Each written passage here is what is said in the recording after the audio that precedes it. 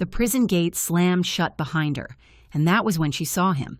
A Korean man in a black suit stood beside a luxury car, holding a folder like it weighed nothing. But Pristine knew what was inside the moment he looked up. Proof. The proof that could have saved her from 3 years in hell. "You were framed," he said coldly. Her knees nearly buckled. He flipped the folder open, exposing bank transfers, shipping records, and one name. The same woman who hugged her at the trial. The same woman who watched her get sentenced. "And now," the man added, stepping closer, "she's about to lose everything." The betrayal was personal. But the revenge? That's going to be legendary. We're diving straight into Pristine's rise, from a prison cell to the throne of a fashion empire.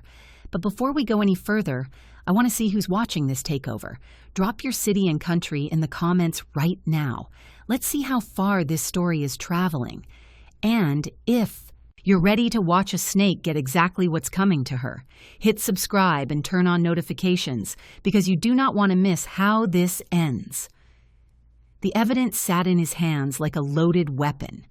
Pristine stood frozen outside the prison gates, her worn duffel bag slipping from her shoulder as she watched the man in the tailored black suit examine the folder. 3 years she'd rotted in that cell for a crime she didn't commit. And he had the proof, right there, in his perfectly manicured fingers. The November wind in Detroit cut through her thin jacket, but she couldn't move, couldn't breathe. The Korean man's dark eyes lifted from the documents, meeting hers across the parking lot with an intensity that made her stomach drop. "You're Pristine Kagizo," he said, not a question. A statement delivered in accented English that somehow made her name sound different, important. She found her voice somewhere between anger and desperation. "That's mine, that folder, it's mine." He tilted his head, studying her like she was a puzzle he hadn't decided to solve yet. Is it, though? Because according to these bank statements and shipping manifests, you were set up by someone very close to you. He paused, letting that sink in. Your cousin Lethabo, specifically. The name hit her like a punch. Lethabo. Her own blood. The one person she'd trusted with her South African textile import business while she'd traveled to meet suppliers. The one who'd visited her exactly twice in 3 years, always with excuses about being too busy, too stressed, too guilty. "How do you—" Pristine started, then stopped. "Who are you?" "Park Jun-woo." He closed the folder with a soft snap. "And we need to talk. Somewhere that isn't a prison parking lot in this weather." She should have walked away, should have demanded he hand over those documents and never looked back. But something in his expression, it wasn't pity, it was recognition. Like he understood exactly what it felt like to be betrayed by family. "There's a diner," she said slowly, against every instinct screaming at her to run. 2 blocks east. Jun-woo's mouth curved slightly. Not quite a smile. "I know the one. The Bluebird. They make decent coffee." Of course he knew. This man probably knew everything. The diner smelled like grease and old coffee, exactly the way Pristine remembered diners smelling before prison food had reset her entire relationship with eating. She slid into a cracked vinyl booth while Jun-woo ordered 2 coffees from a waitress who couldn't stop staring at him. Couldn't blame her, really. He looked like he'd stepped out of some drama, all sharp jawline and expensive cologne. He set the folder between them like a peace offering, or a threat. "Your cousin didn't just frame you for smuggling. She took over your entire business, rebranded it, made a fortune while you served her time." Pristine's hands shook as she opened the folder. Bank statements, emails, shipping, records. All with Lethabo's digital signature, all dated after Pristine's arrest. Her vision blurred, whether from tears or rage she couldn't tell. "Why do you have this?" she whispered. "Because Lethabo did business with people I have interests in." Jun-woo leaned back, his expression unreadable. The Korean American business community in Detroit is smaller than you'd think. Someone mentions a new textile supplier with suspiciously good connections. I pay attention. You're mafia. It wasn't a question. He didn't deny it, just sipped his coffee like they were discussing the weather. I'm a businessman with complicated associates. There's a difference. Not really. Maybe not. He set down his cup. But I'm also someone who doesn't like seeing innocent people destroyed by their own family. Call it a personal philosophy. Something in his voice suggested a story there, a painful one. But before Pristine could ask, her phone buzzed, a number she'd blocked years ago. Lethabo. Heard you got out. We should talk. Family is family, right? The audacity made Pristine's blood boil. She knew I was getting released today. Junwoo's eyes darkened. Of course she did. Question is, what does she want now? That question haunted Pristine for the next 2 days as she crashed in a women's shelter, trying to figure out her next move. She'd lost everything. Her apartment sold, her savings drained by legal fees, her business stolen, even her reputation in the South African expat community was shredded. Who wanted to associate with an ex-convict? She was staring at her phone, debating whether to answer Lethabo's 5th call, when Junwoo appeared in the shelter's common room like a well-dressed ghost. You can't just show up here, Pristine hissed, aware of the other women watching with a mixture of curiosity and alarm. I can't? He looked genuinely puzzled. I brought food. He had, actually. Bags from some Korean restaurant that made the entire room smell like heaven. The shelter director, a battle-hardened woman named Mrs. Chen, took one look at the spread and waved him in. You've got 20 minutes, she told Junwoo sternly, and she eats first. Pristine wanted to be angry, wanted to maintain some dignity, but her stomach betrayed her, growling loudly as Junwoo unpacked containers of bulgogi, kimchi, and rice. She hadn't eaten real food in... God, she couldn't remember. They ate in silence. Or rather, she ate while he watched with an expression that might have been satisfaction. Probably. It was hard to read him. Your cousin called my office, he said finally. Wanted to set up a meeting. Said she had a business proposal that would benefit both our organizations. Pristine paused mid-bite. What did you tell her? That I'd think about it. He leaned forward. But here's what I'm actually thinking. She doesn't know I have this evidence. Doesn't know I've talked to you, which means we have an advantage. Pristine's mind started racing. 3 years in prison had taught her patience, strategy, how to wait for the right moment. What do you want in exchange? For helping me, I mean. Nobody does this for free. Junwoo smiled then, really smiled, and it transformed his entire face, made him look younger, almost kind. I want to watch your cousin's empire crumble. I want to see justice actually happen for once. And maybe, he hesitated, maybe I want to prove to myself that not all family betrayals end in blood. There was definitely a story there. My brother, he said quietly, answering her unspoken question. 5 years ago, similar situation. I wasn't fast enough. The pain in his voice was raw, honest. It made something in Pristine's chest crack open. This wasn't just about business for him. This was personal, redemption maybe, or revenge against a past he couldn't change. Okay, she said. I'm in. Whatever you're planning, I'm in. His smile widened. Good, because your cousin wants to meet me at a gallery opening next week. Some charity event for Detroit arts programs. Very public, very respectable. He pulled out an invitation printed on heavy cardstock. And you're going to be my date. Pristine looked down at her prison-issued clothes, her unpolished appearance, and laughed. Actually laughed. Your date? Have you seen me? I see someone stronger than most people I know.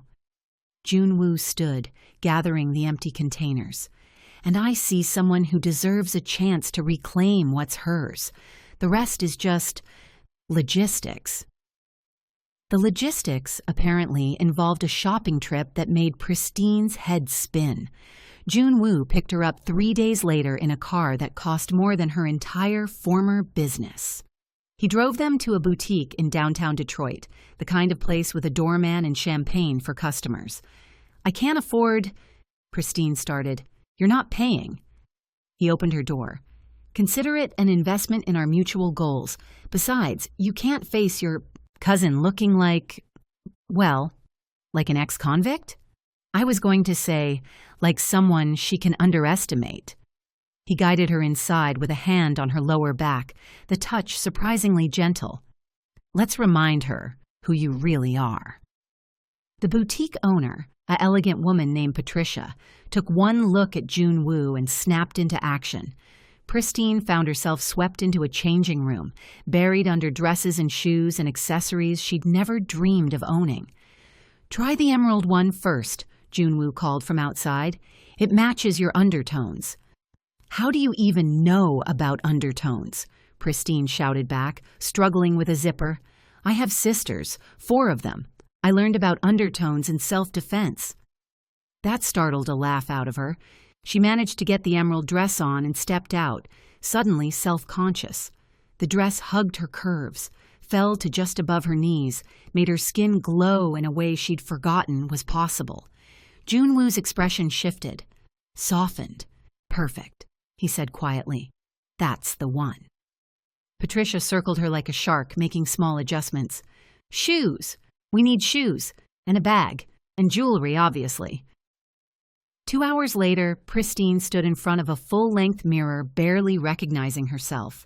The woman staring back looked powerful, confident, nothing like the broken prisoner who'd walked out of those gates. "Thank you," she told Junwoo as they loaded bags into his car. "You didn't have to do all this." "I know." He held her gaze. "But I wanted to. There's a difference." Something passed between them then. Something warm and complicated, and definitely not part of whatever plan they'd agreed to. Pristine looked away first, her heart doing strange things in her chest.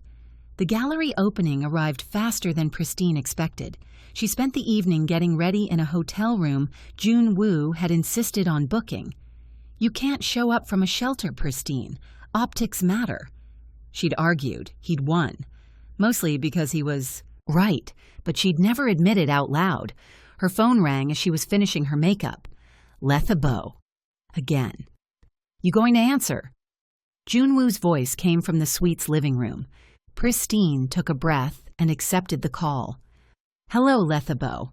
"Pristine. Finally, I've been trying to reach you for days." Her cousin's voice was all fake sweetness and concern. "How are you? Prison must have been so hard. What do you want?" A pause. Then, "I want to make things right. I know we haven't been close, but you're out now, and I thought maybe we could talk about the business, about moving forward." The sheer audacity. Moving forward. "Family is forever, Pristine. Mama always said that. I've kept everything running while you were away. But it's your business. We should discuss how to transition things properly." Lies. All of it. Pristine's grip on the phone tightened. "I'm actually busy tonight. Gallery opening." "Oh?" Letha-bo's voice sharpened with interest. "Which gallery? Maybe I could join you. We could talk there." "The Morrison Gallery, but it's invitation only." Pristine smiled at her reflection. "I'm attending with someone. Park Junwoo. You might have heard of him?" Complete silence on the other end. Then, carefully, "You're going with Junwoo? How did you—" "We met. We talked. Turns out we have a lot in common." Pristine ended the call before Letha-bo could respond, her hands trembling with adrenaline. Junwoo appeared in the doorway, stunning in a black suit. His eyes swept over her appreciatively. "You look beautiful. You look dangerous." "Good." He offered his arm. "Shall we go terrify your cousin?" The Morrison Gallery glittered with Detroit's elite. Artists, business people, old money and new money mixing under contemporary sculptures and abstract paintings. Pristine felt eyes tracking them as they entered, probably wondering who she was and why she was with Park Jun-woo. "Relax," he murmured, his hand finding the small of her back again. "You belong here. More than half these people, honestly." "You're just saying that." "I don't just say anything." He grabbed 2 glasses of wine from a passing server. "I'm incapable of meaningless small talk. My sisters complain about it constantly." That made her smile despite her nerves. "Tell me about them. Your sisters." His expression softened. "They're loud, opinionated, completely terrifying. The youngest, Hae-won, is studying medicine at University of Michigan. She calls me every Sunday to lecture me about my life choices." "Smart woman?" "Terrifying woman." But he said it with obvious affection. "They'd like you, I think. You have that same steel spine thing they do." Before Pristine could respond, she spotted Lethabo across the gallery. Her cousin wore a red dress that probably cost a fortune, diamonds at her throat that definitely used to belong in Pristine's jewelry box. She was talking animatedly to a group of businessmen, all charm and confidence, all built on lies and theft. "There she is," Pristine breathed. Jun-woo followed her gaze. "Ready?" "No, but let's do it anyway." They crossed the gallery slowly, letting Lethabo see them coming, letting the anticipation build. Pristine watched her cousin's face cycle through emotions: confusion, recognition, calculation, and finally a plastic smile. Pristine. Lethabo air-kissed both her cheeks, the gesture empty and false. "You look amazing. Prison clearly didn't—" "Well?" She turned to Jun-woo with predatory interest. "And you must be Mr. Park. I'm Lethabo Kagiso. I've heard so much about you." "Interesting." Jun-woo's voice could have frozen fire. "I've heard quite a bit about you, too, from your cousin specifically." Lethabo's smile flickered. "Oh?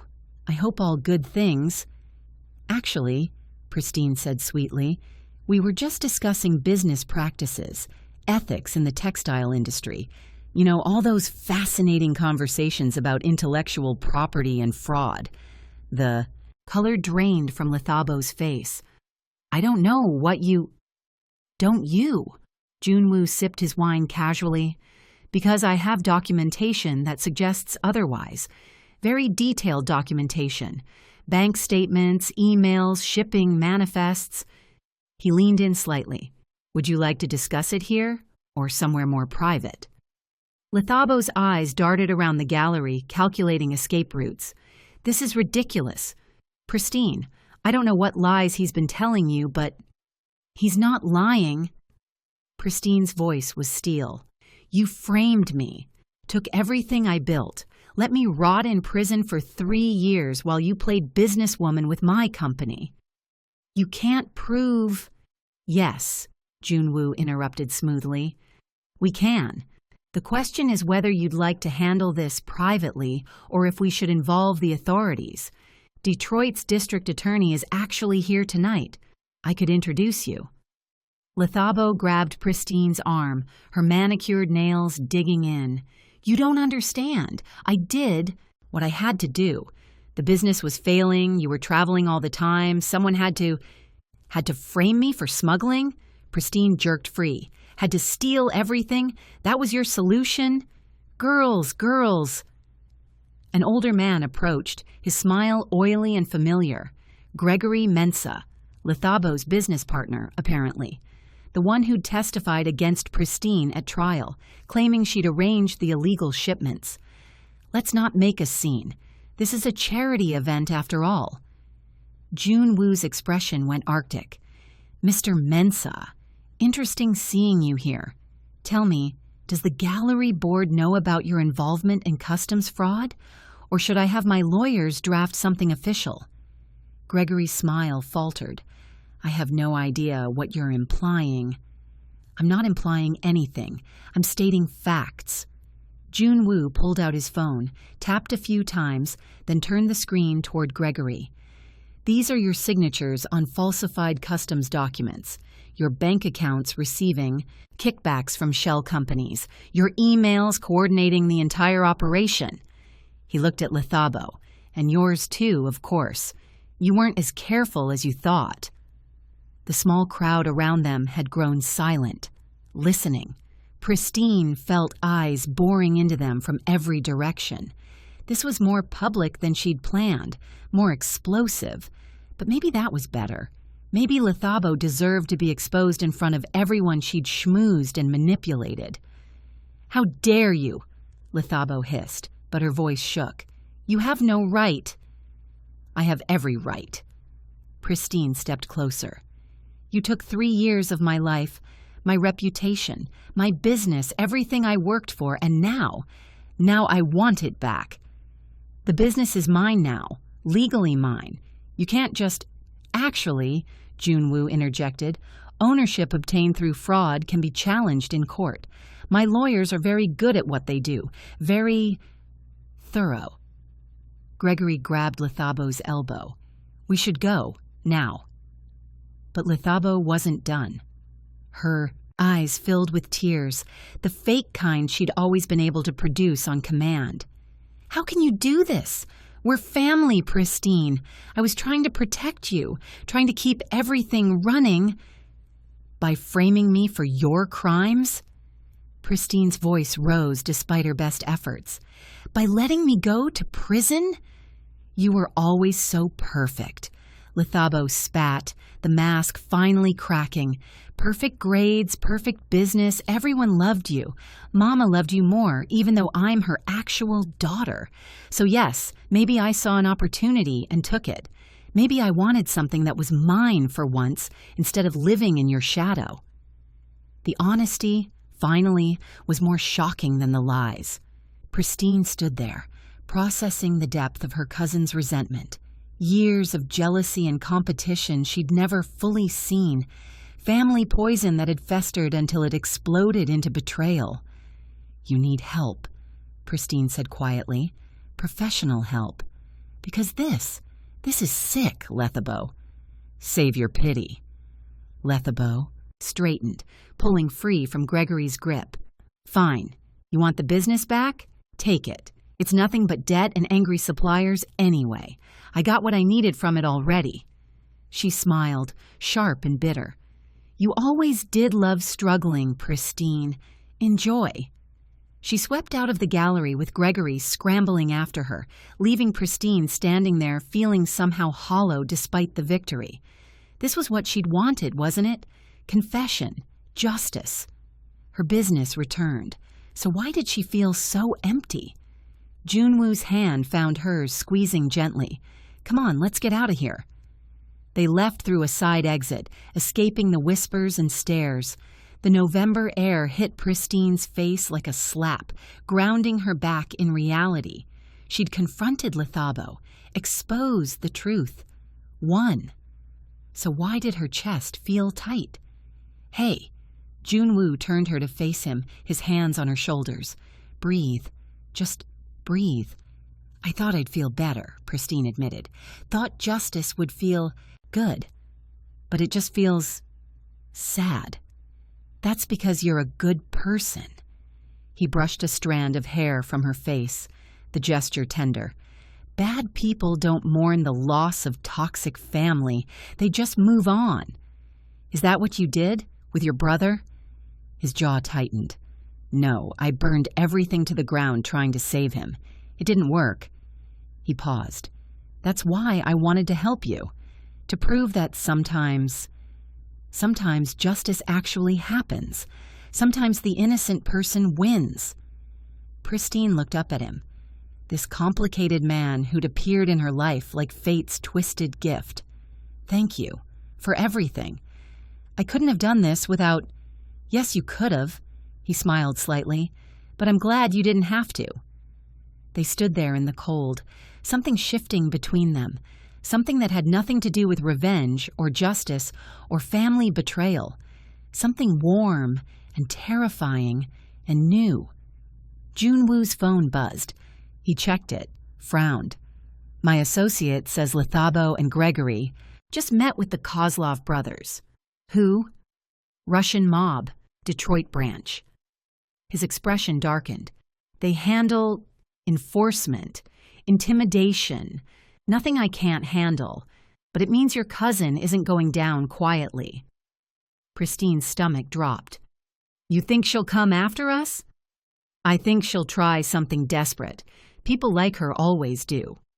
He pulled out his keys. You're staying with me tonight. My building has security, cameras, armed guards. You'll be safe there. I can't just move in with you. You're not moving in. You're accepting protection from someone who has the resources to provide it. He opened the passenger door. Please, Pristine, don't make this harder than it needs to be. She wanted to argue, wanted to maintain some independence, but the fear creeping up her spine was real, and pride seemed stupid compared to survival. Fine, but just until we figure out what Lithabo's planning. His apartment was everything Pristine expected and nothing she expected. Yes, it was expensive. Penthouse, panoramic views of Detroit, furniture that probably cost more than cars, but it was also lived in. Books everywhere, photos of his sisters on the walls, Korean pottery mixed with modern art. It felt like a home, not just a rich person's showpiece. Guest rooms down that hall, Junwoo said, setting down her shopping bags from earlier. Bathrooms attached. Make yourself comfortable.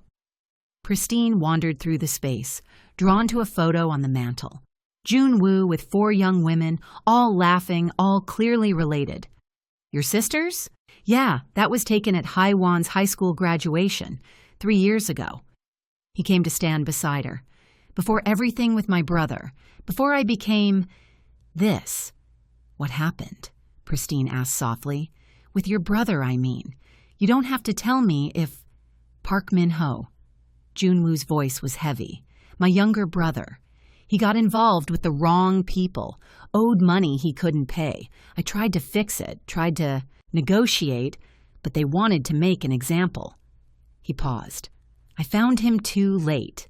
By the time I got there with the money, with everything they'd demanded, he was already gone. Oh, God. Junwoo, I'm so sorry. It's why I do what I do now, why I have complicated associates and offshore accounts and lawyers on retainer. Because in that world, in that life, power is the only thing that keeps people you love safe. He turned to face her. And before you judge me for it, just know that I've thought about walking away 1,000 times. But then someone like you comes along.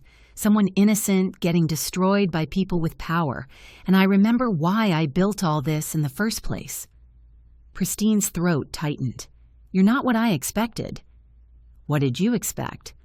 A monster, maybe. Someone cold and calculating. Not someone who keeps photos of his sisters everywhere and knows about dress undertones. He laughed, the sound soft and genuine. Disappointment? No. Relief. Actually. They stood there in comfortable silence, the Detroit skyline glittering through floor-to-ceiling windows. Somewhere in the city, Lithabo was probably plotting her next move.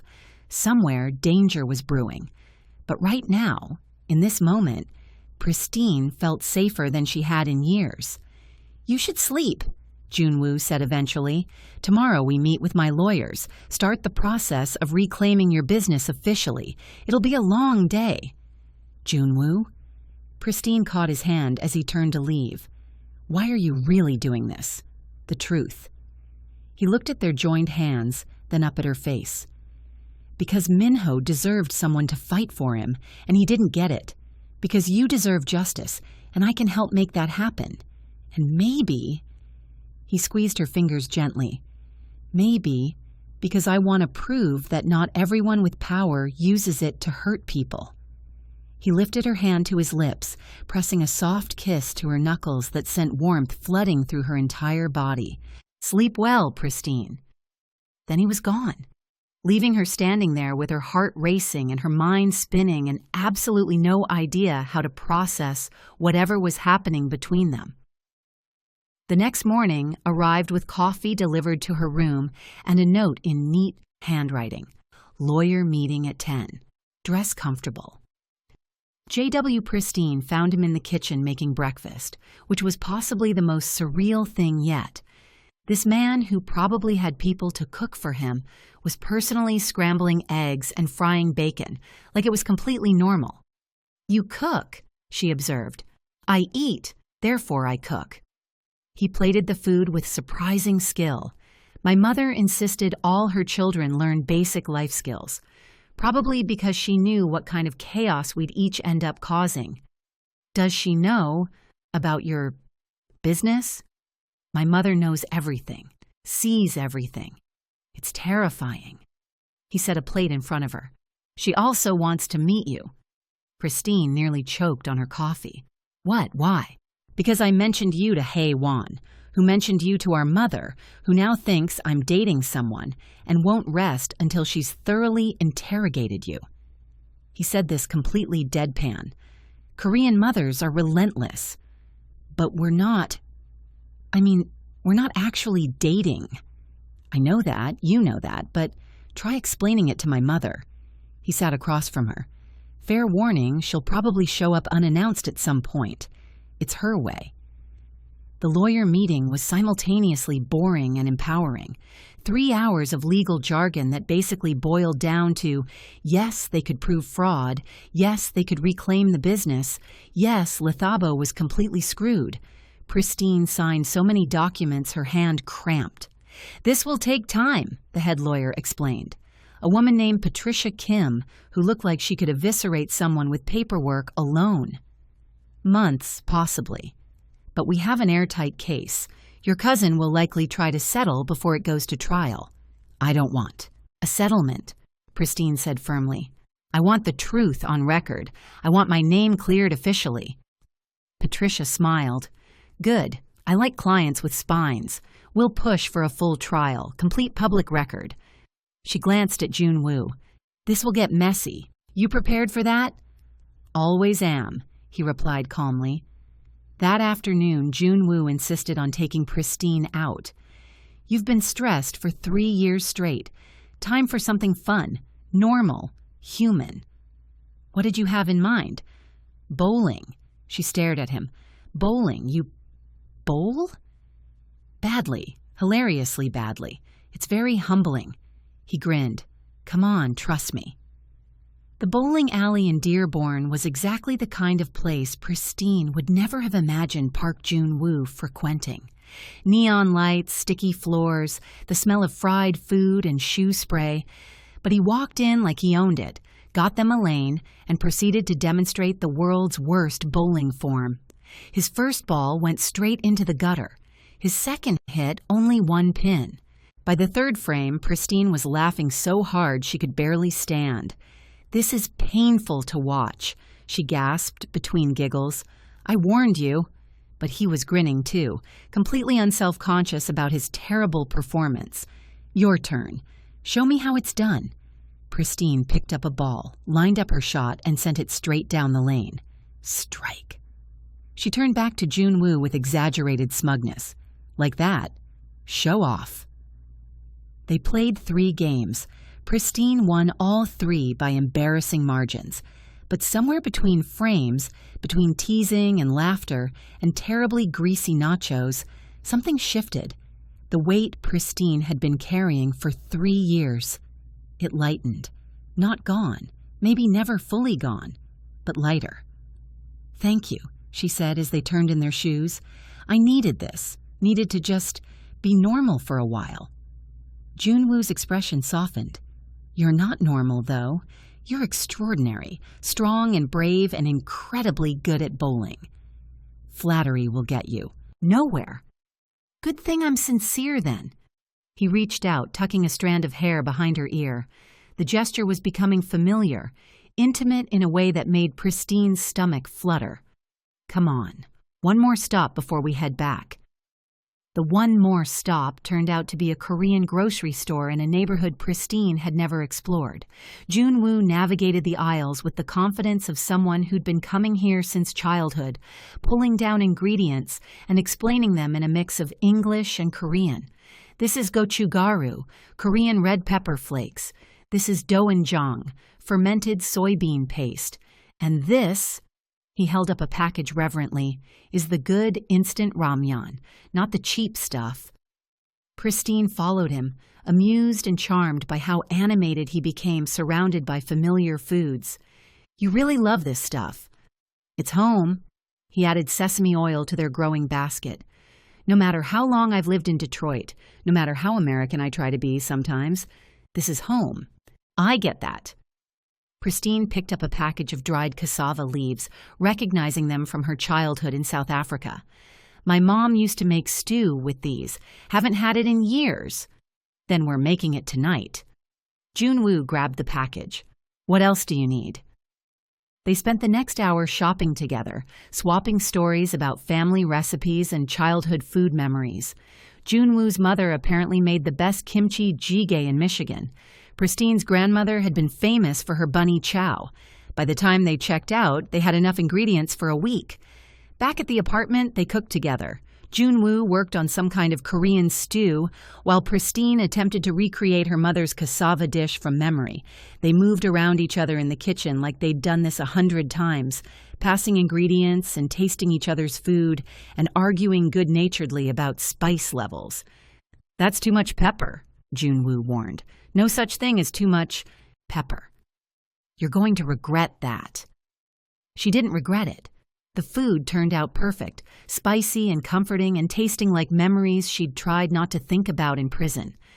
They ate at his dining table, talking about everything and nothing, the conversation flowing easily. Do you miss South Africa? Junwoo asked. Every day, but it's complicated. Pristine poked at her food. I left because I wanted to build something bigger than what was possible there. Wanted to prove I could make it in America, you know? Classic immigrant story. And then your cousin destroyed it. Yeah, she sighed. Part of me wants to just go back home, start over somewhere familiar, but another part isn't ready to give up on Detroit yet. Good. His voice was firm. Because you deserve to stay and reclaim what's yours. Running away would just let Lithabo win. Is that what you tell yourself about staying in the business? Honestly, he set down his fork, I don't know what I tell myself anymore. It started as revenge, as building enough power to protect my family. But now I'm not sure I know how to be anything else. You could walk away. Could I? He met her eyes. People like me don't just retire, Pristine. We die or we disappear. Those are basically the options. The darkness in his voice scared her a little, reminded her that despite the bowling and the cooking and the gentle touches, Junwoo lived in a world she barely understood, a world of violence and consequences and deals made in shadows. Don't look at me like that, he said quietly. Like what? Like you're realizing I'm dangerous, like you're having second thoughts about letting me help you. I'm not. But she was, kind of. It's just a lot. You're a lot. This whole situation is a lot. Junwoo nodded slowly. You want me to back off? I can arrange other protection, other lawyers. You don't need me, specifically. No. The word came out faster than Pristine intended. No, I don't want you to back off. Then what do you want? It was a loaded question, a dangerous question. Because the truth was, Pristine wasn't sure anymore. She'd wanted justice, wanted her business back, wanted Lithabo punished. But somewhere along the way, she'd started wanting other things too. Things that had nothing to do with revenge and everything to do with the man sitting across from her. I want, she started, then stopped. I want to understand you. The real you. Not just the mafia boss or the protective older brother or the guy who bowls terribly. I want to know who Park Junwoo actually is. He was quiet for a long moment. Then, I'm not sure I know anymore either, but maybe we could figure it out together? It wasn't a declaration, wasn't even really a promise, but it was honest, and honesty felt like the most valuable thing anyone had offered Pristine in years. They spent the rest of the evening on his couch, watching some Korean drama Junwoo claimed was terrible, but couldn't stop watching. Christine fell asleep somewhere around episode 3, her head eventually landing on his shoulder. She woke briefly when he carried her to the guest room, settling her under the blankets with a gentleness that made her chest ache. "Sleep," he murmured, pressing a kiss to her forehead. "I'll be right down the hall if you need anything." The next few weeks fell into an unexpected rhythm. Christine met with lawyers during the day, building the case against Lethabo. Evenings she spent with Junwoo, sometimes cooking, sometimes watching movies, sometimes just talking until late into the night. He taught her Korean curse words. She taught him South African slang. They argued about music and laughed at each other's jokes and slowly, carefully built something that felt dangerously close to normal. But normal never lasted long. Christine was leaving the lawyer's office one afternoon when a black SUV pulled up beside her. The window rolled down to reveal Gregory Mensah, his expression cold. "Get in," he said. "Absolutely not." "It wasn't a request." He gestured to the back seat where Lethabo sat, looking pale and furious. 5 minutes. That's all we want." Every instinct screamed at Christine to run. Call Junwoo, call the police, call someone. But she was also curious. What could they possibly say that would matter now? Against her better judgment, she got in. The SUV pulled into traffic immediately. Lethabo looked worse up close. Tired, stressed, like the weight of her own lies was finally crushing her. Good. "You're destroying me," Lethabo said without preamble. "The business is frozen. My assets are frozen. I can't access anything." "Gee, that's terrible." Christine's voice dripped sarcasm. "Almost like having your life destroyed by someone you trusted. Almost like prison." "I get it, okay? You're angry. You have every right to be angry." Lethabo leaned forward. "But this vendetta needs to stop. You've made your point." "This isn't a vendetta. It's justice." "It's revenge," Gregory interjected, "and it's being orchestrated by a criminal. Do you even know what Park Junwoo really does? The people he works with?" "I know enough." "Do you?" Lethabo pulled out a folder, handed it to Christine. "These are records of his activities. Money laundering, extortion, witness intimidation.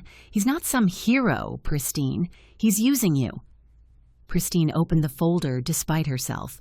Bank transfers, police reports, photographs of Junwoo meeting with known criminals. Her stomach twisted, even as her brain insisted there had to be context, had to be explanations. "He's not who you think he is," Lethabo pressed. "And when this is over, when you've gotten your revenge, he'll move on to his next project, his next cause. You're just convenient right now." "Stop the car," Christine said quietly. "Christine, just listen. Stop the car." Gregory pulled over. Christine got out, clutching the folder, her mind spinning. She walked 3 blocks. Before calling Junwoo, her hands shaking. "Hey," he answered warmly. "How'd the meeting go?" "I need to see you, now." His tone changed immediately. "What happened? Are you okay?" "Just come get me, please." She gave him the intersection, then sank onto a bus bench to wait. He arrived in 10 minutes, his expression dark with concern. "Christine, what?" She handed him the folder. "They showed me this. Lethabo and Gregory. Said you're using me." Junwoo flipped through the pages, his jaw tightening. "And you believe them?" "I don't know what to believe." Christine's voice cracked. "I see you cook and bowl and talk about your sisters, and I think I know you. But then I see this, and I realize I don't know anything at all. You want the truth?" He closed the folder. "Fine. Yes, I've done things I'm not proud of. Yes, I work with dangerous people. Yes, there are parts of my life that are exactly as ugly as these reports suggest." He paused. "But I have never lied to you about who I am. I told you from the start I had complicated associates, complicated interests. You knew what I was. Knowing and seeing are different things." "I guess they are." Junwoo's expression shuddered, going distant and cold in a way Pristine had never seen before. "So what do you want to do? Walk away? I can arrange for other protection, other lawyers. You don't need me." "That's not—" Pristine stopped, frustrated. "I don't want to walk away, but I need to understand why you do what you do, why you live like this. Because it's the only way to survive in a world that eats people like my brother alive." His voice was harsh. "Because power is the only thing that protects the people I love. Because I tried being good once, tried playing by the rules, and it got Min-ho killed." The raw pain in his words cut through Pristine's anger and confusion. She saw him clearly then, maybe for the first time. Not a monster or a hero, just a man trying to protect his family the only way he knew how. A man so convinced the world was dangerous that he'd become dangerous himself to survive it. "I'm not asking you to be perfect," Pristine said quietly. "I'm just asking you to be honest." "I am being honest." He stepped closer. "Everything I've told you, everything I've shown you, that's all real. The ugly parts don't erase the rest." "And what about us?" The question slipped out before she could stop it. "Is this real too? Or am I just a project, a way to prove something to yourself?" Junwoo's hand came up to cup her cheek, his touch gentle despite the tension radiating through his body. "You want to know what's real? This is real. You are the first thing in years that feels real." He leaned his forehead against hers. "I care about you, Pristine. More than I probably should. More than is smart or safe. But yes, I care." Her breath caught. "You do?" "How could I not?" He pulled back enough to meet her eyes. "You're brilliant and strong and brave enough to stand up to your own family. You bowl better than anyone I've ever met. You make cassava stew from memory, and you're rebuilding your entire life from nothing. How could I not care?" "This is complicated. Everything worth having is complicated." Pristine wanted to argue, wanted to be practical and cautious and smart about this. But instead, she found herself rising on her toes and pressing a soft kiss to his cheek, then his forehead, letting him know without words that she understood. That maybe complicated was okay if it meant not being alone. Junwoo's arms came around her, holding her close. They stood there on a random Detroit street corner, two broken people finding something like peace in each other's brokenness. "Come on," he murmured eventually. "Let's go home." Home.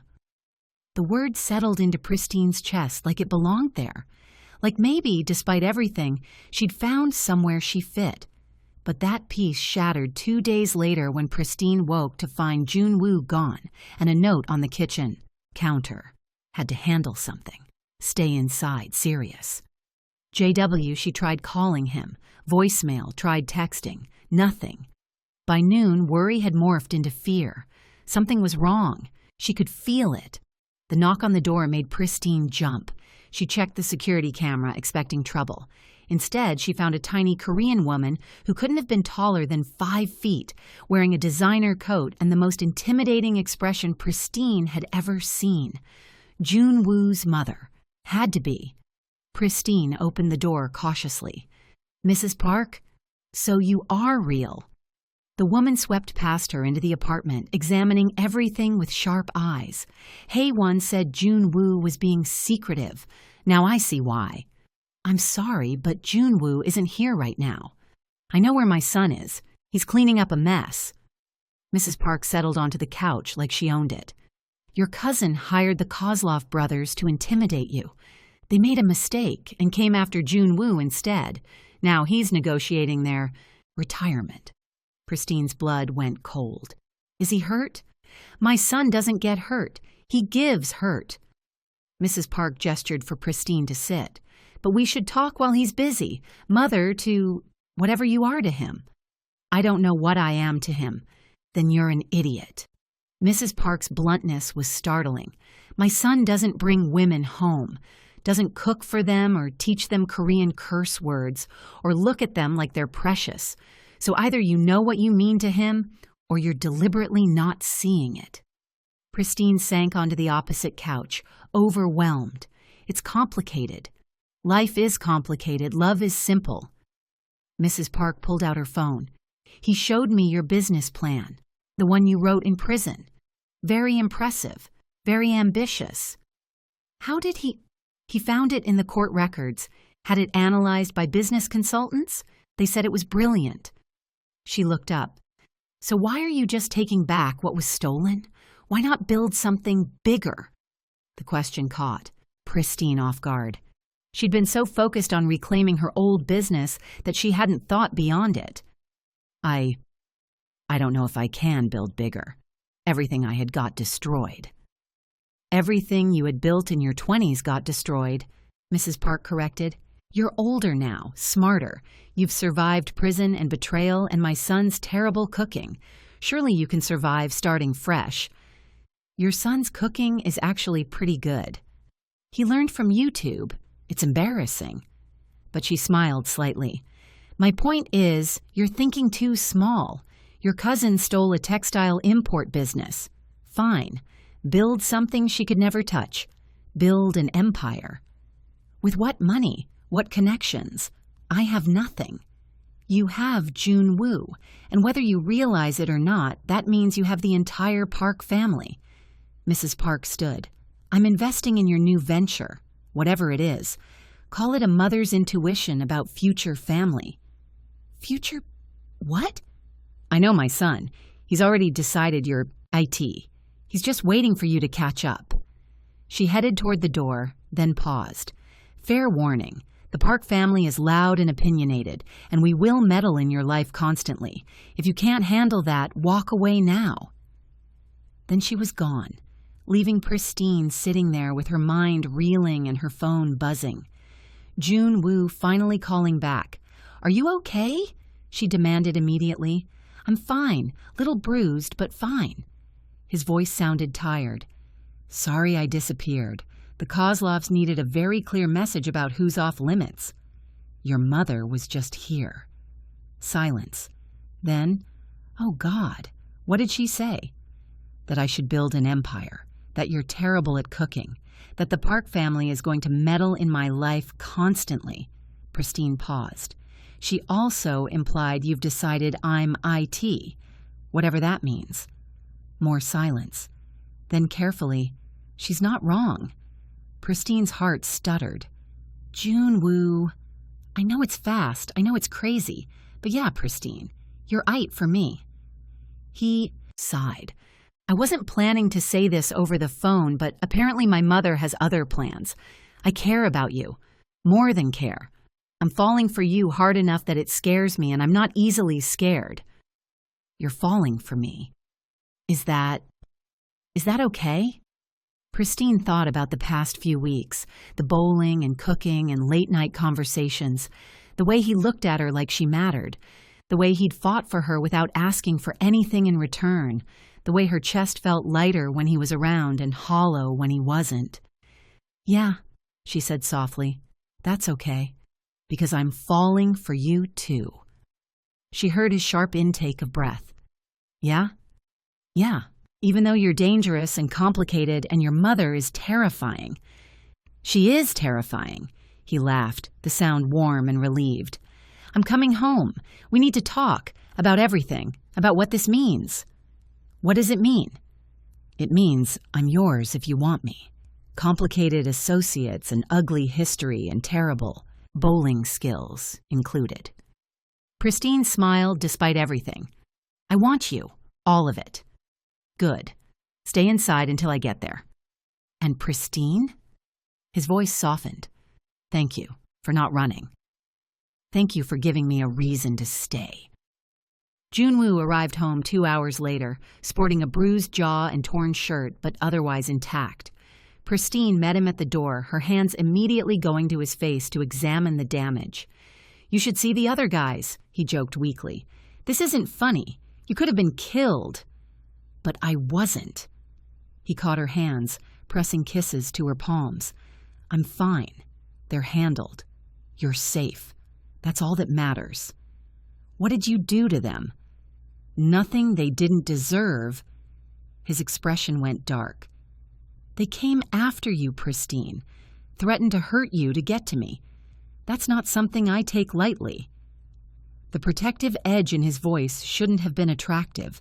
It really shouldn't have. But Pristine felt warmth flooding through her anyway because someone cared. Someone thought she was worth protecting.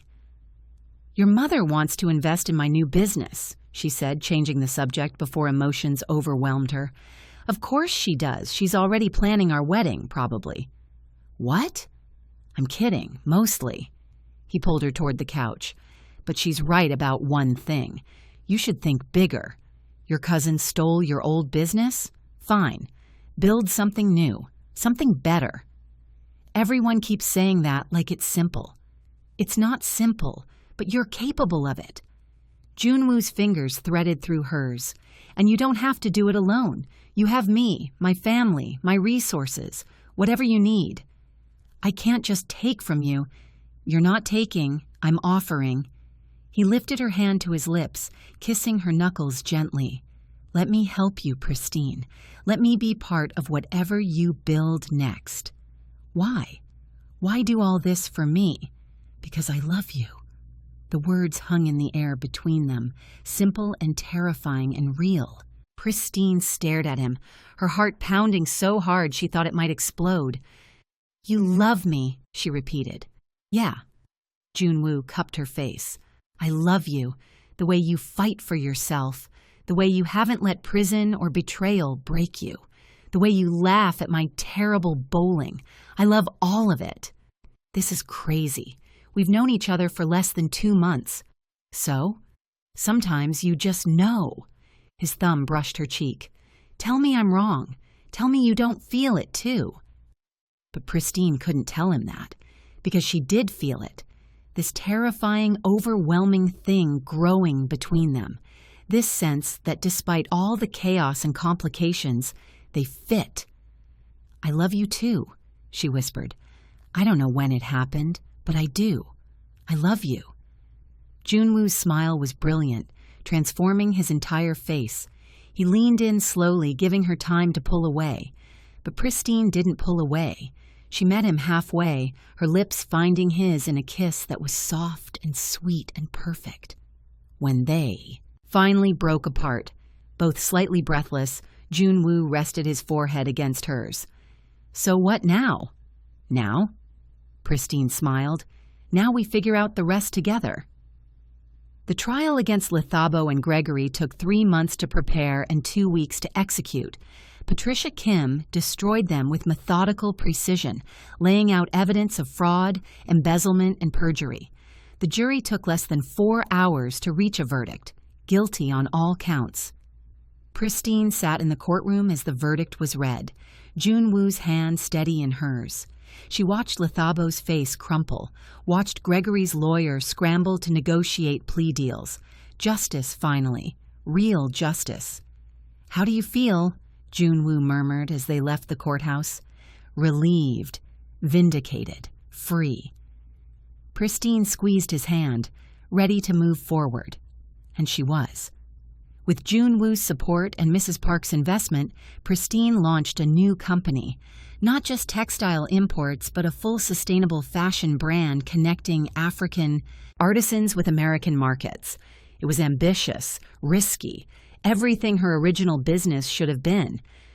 6 months later, they opened their first showroom in downtown Detroit, the space filled with family. Mrs. Park and all 4 of Junwoo's sisters, a handful of Pristine's friends from the South African community, even some women from the shelter who'd supported her during those early days. You did it, Junwoo said, pulling her aside during the celebration. Built something amazing. We did it, Pristine corrected.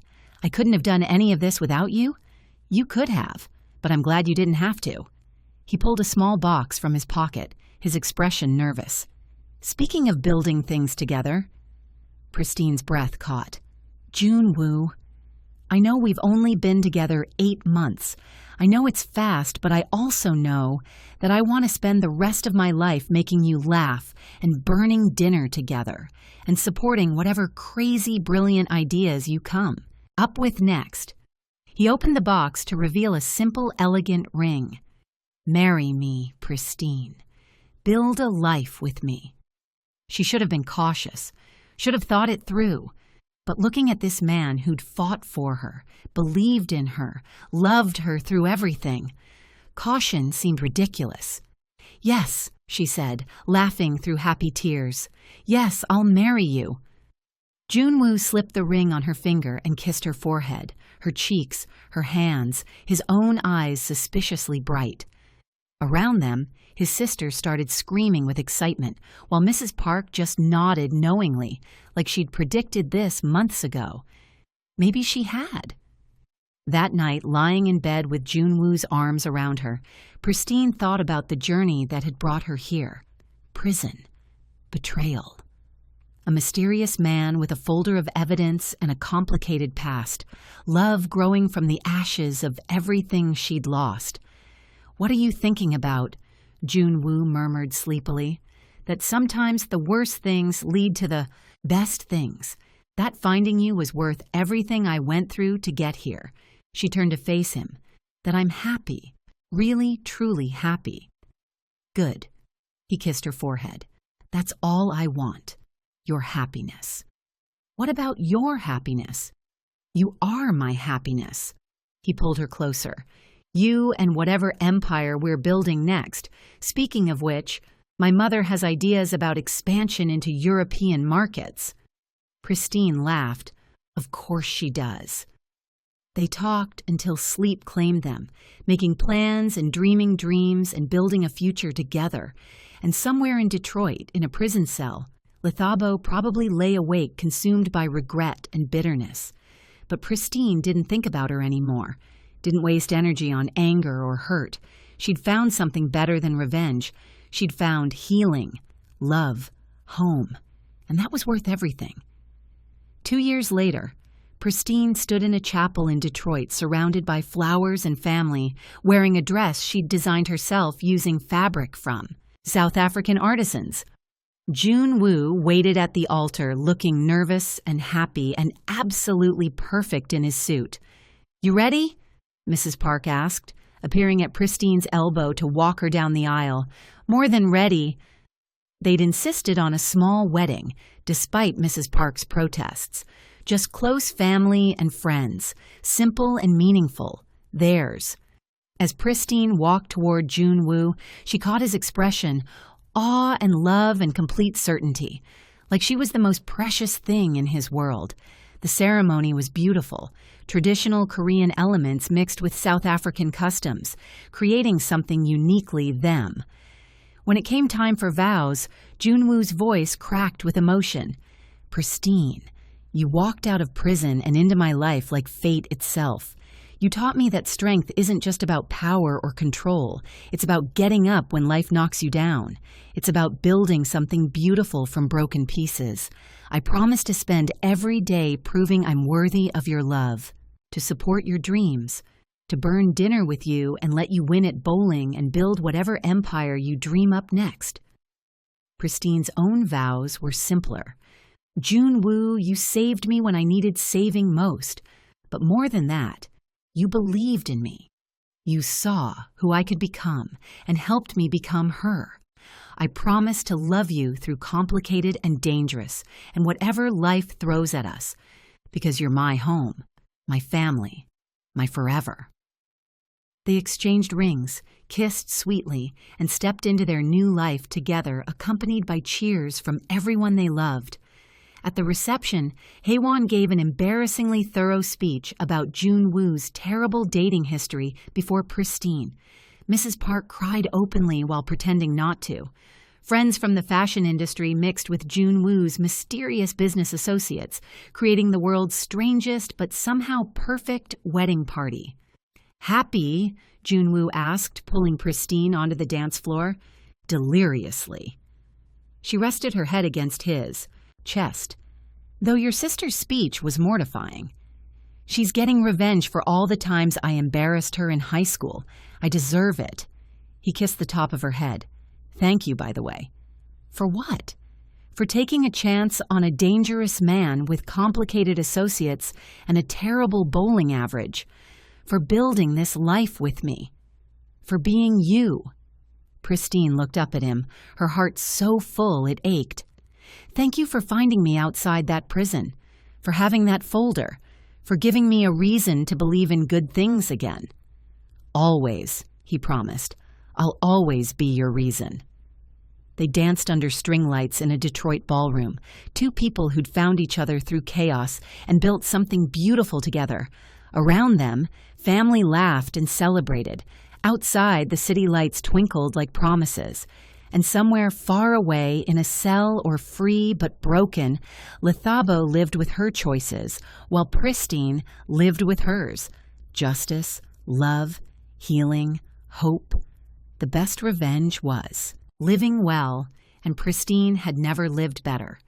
If you enjoyed Pristine and Junwoo's journey from betrayal to love, don't forget to hit that like button and subscribe for more heartwarming romance stories. Drop a comment telling me which moment made you feel the most emotions, and I'll catch you in the next video with another story that'll make you believe in second chances.